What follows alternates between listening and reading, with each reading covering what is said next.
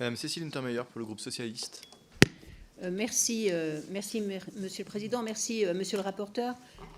C'est un travail parlementaire de qualité qui répond à une urgence. Et Aurélien Pradié, vous nous avez habitués à ce travail de qualité, notamment avec le précédent texte sur l'ordonnance de protection, qui, je le rappelle, a abouti et a permis de faire fonctionner un dispositif que nous devons encore améliorer, mais dont vous aviez jeté les bases, en lien d'ailleurs avec le ministère de la Justice. Alors, les violences intrafamiliales sont un fait de société majeur.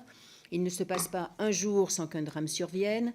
On connaît cette violence et on sait aussi combien les enfants en sont les victimes. Ils étaient 400 000 à vivre dans un environnement de violence conjugale en 2019. 60% d'entre eux présentent des troubles post-traumatiques. Ce sont des familles détruites, des avenirs compromis.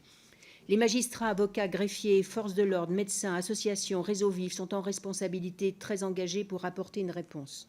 Mais l'institution judiciaire est en souffrance de moyens matériels et humains et dans l'incapacité de satisfaire dans des délais raisonnables les demandes légitimes des justiciables, tant s'agissant de la justice civile que de la justice pénale. Nous avons près de nous l'exemple de l'Espagne qui nous pousse à aller plus loin en termes de budget et d'organisation juridictionnelle.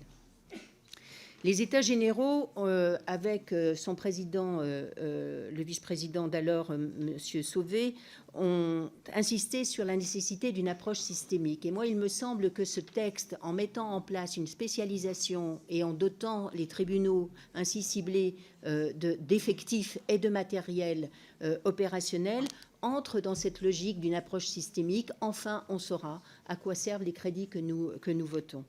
Alors, face à cette situation, nous partageons tous ce même objectif que d'apporter donc une réponse civile et pénale rapide dans un pôle, à mon avis, social et judiciaire qui doit rassembler l'ensemble des acteurs accompagnés et les filières spécialisées qui existent déjà dans un certain nombre de tribunaux répondent à cette exigence de rassembler les acteurs pour accompagner à la fois les auteurs de violences, mais aussi, bien sûr, les victimes.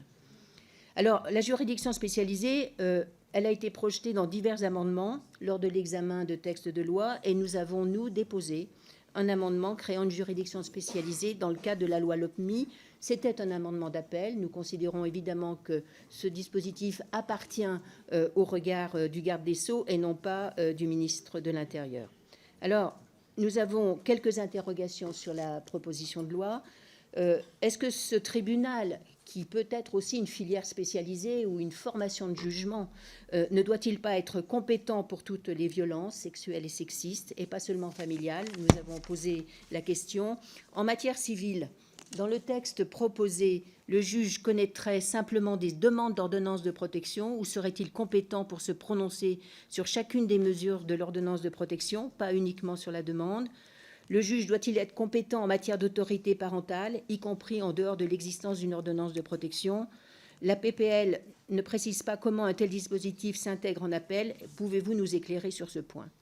Alors, le texte pose la question de la proximité. Nous l'avions soulevée et vous nous avez répondu dans votre rapport que, en fait, ce sont les juridictions spécialisées dans le ressort de la Cour d'appel qui concerneraient tous les tribunaux judiciaires, ce qui veut dire que nous trouverions en proximité des juges en capacité de répondre à ces violences conjugales.